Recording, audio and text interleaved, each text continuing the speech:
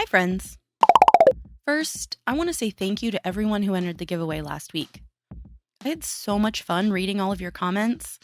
I'm definitely going to have to do another one soon.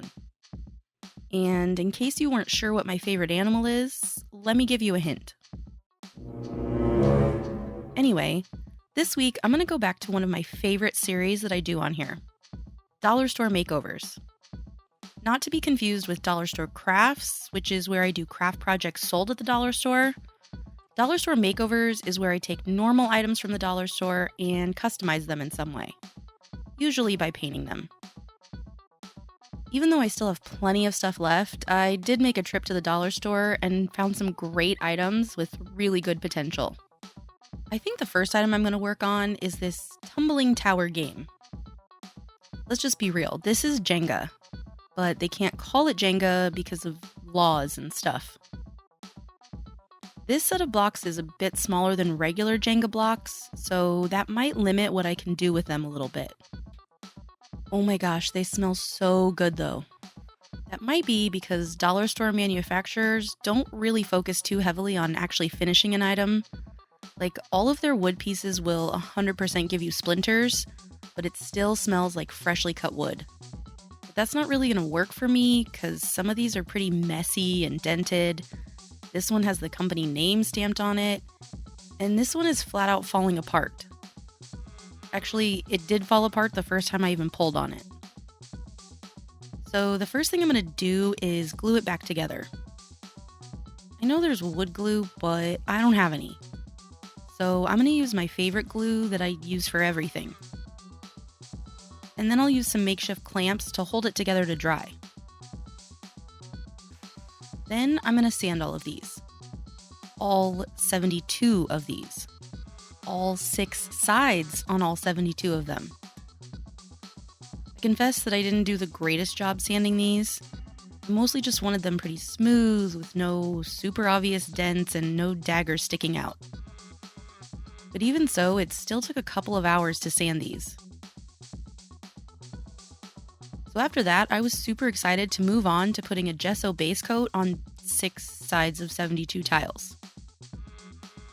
There's just no way to make this easy. I mean, I tried making a long section and painting a bunch at once, but I still had to clean up the sides where the gesso flooded the crack. And then wait for them to dry, and then paint the next side. I also got mountains of gesso crusted up on my fingers. You know, as much as I complain about how long things take, I'm not really complaining about the process. I'm more complaining about how slow I am at the process. No matter how much time I have available, I will take all of it to do a project. It doesn't matter what craft or medium I'm using. Even if I give myself 2 extra days with the thought that I will finish early and get ahead on another project, instead I just somehow stretch out the project that I'm working on to fill that time. It's like a really annoying magic trick. Now that they're all gessoed, it's time to paint them. And I tried to come up with a more unique idea. Listen, I really tried. But these are so small that I didn't think I could give anything really detailed the justice that it deserved. So I just decided on solid colors with little patterns. And my favorite color palette is Pastel Rainbow. Rather than spend time mixing up paint when I already have the most perfect rainbow pastels, I used Mariah Elizabeth's paint set. I really like this paint because not only are the colors so pretty, but it's almost fully opaque in just 2 coats. Usually I use cheap craft paint, which requires a few more. Mariah's paint does thicken up quicker than I'm used to, but maybe it's because it's higher quality.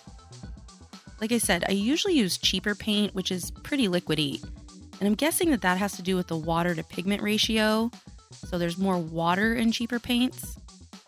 And I assume higher quality paints are the opposite, so maybe that's why it gets a little gloopy when it's been sitting out for the hours it took me to paint these tiles.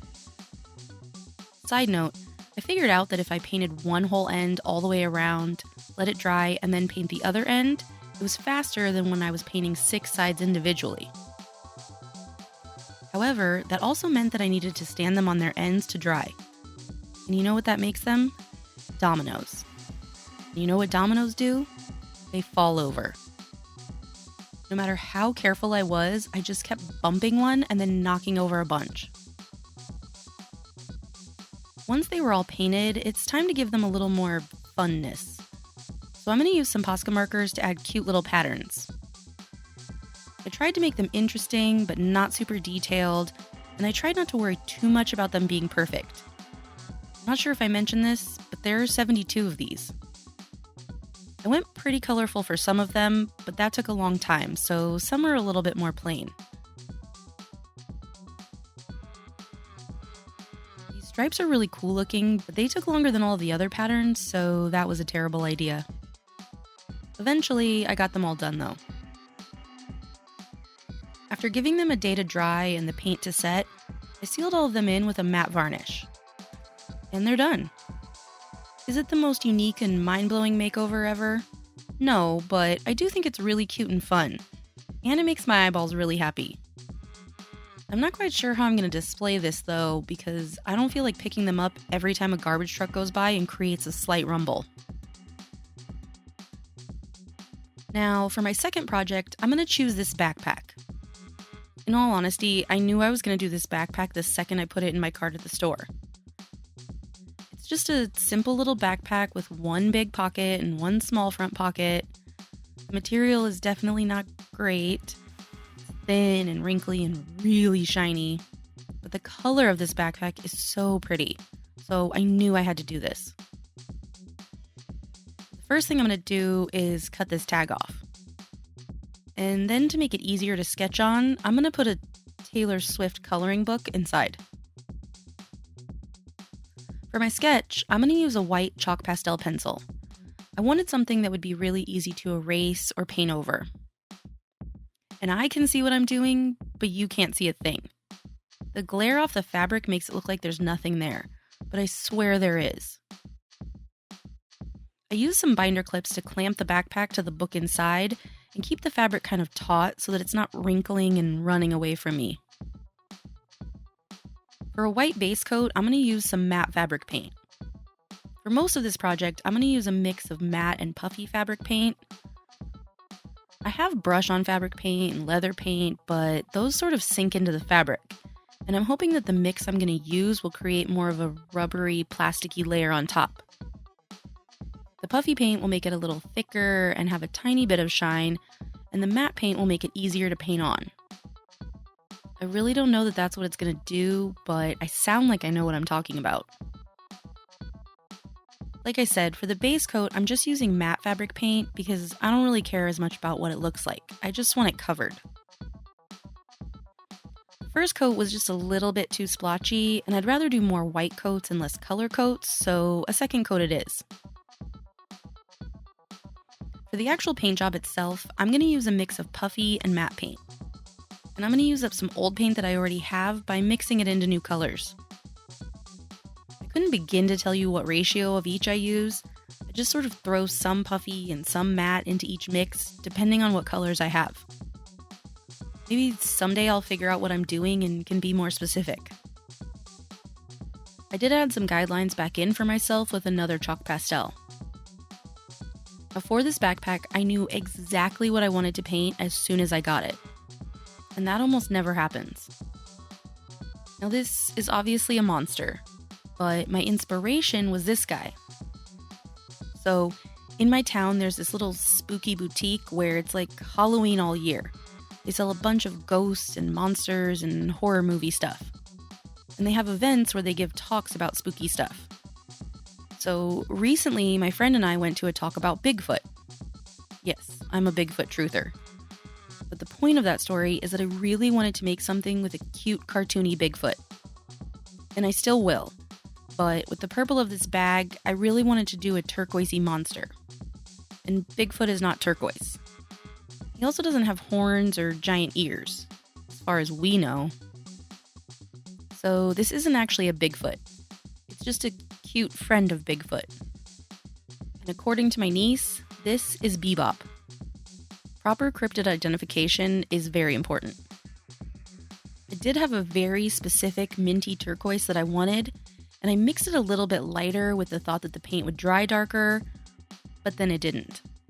And you can barely see the color on camera, so I ended up making it a little darker. This is probably why I'm such a slow crafter. It takes me a few tries to get things right. I did finally get the right color, but I still wanted him more fuzzy looking, so I went around and added tufts of fur sticking up everywhere.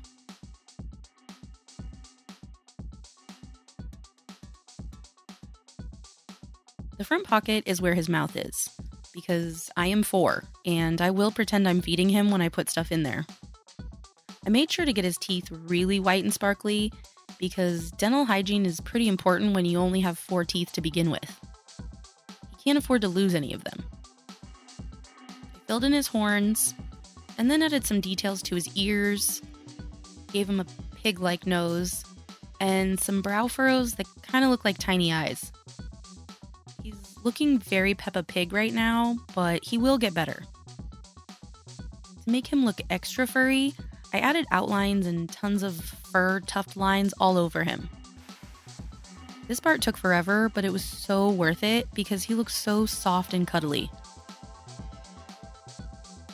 I'm not sure about this outline on the teeth, but it looked a little too blobby before, so I guess that this is better. And I really wanted to give him one small eye and one big eye, kind of like that zombie pumpkin I did at Halloween. But once I did, I thought it looked sort of strange, and not in a cute way, so I just went back to evenly sized eyes. And I gave him some sparkle because he deserves it. I didn't want to leave the rest of the backpack completely plain, but I didn't want to take away from Bebop. And I didn't have a ton of time left, so I added multicolored stars all over the front and sides.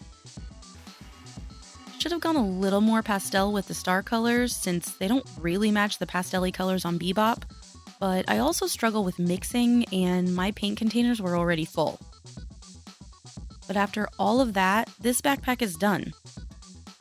And regardless of the things I might have done differently, I genuinely love this backpack so much. Bebop is so cute. I haven't loved a creature this much since Kennicorn was born. My next 5 videos will just be me painting Bebop on everything. I'm legitimately struggling to decide whether I should actually use this backpack and show it off, or display it safely in my craft room where it can never get messed up. So these are the 2 projects I had time for this week. What do you think? Thanks so much for watching, and I'll see you next time.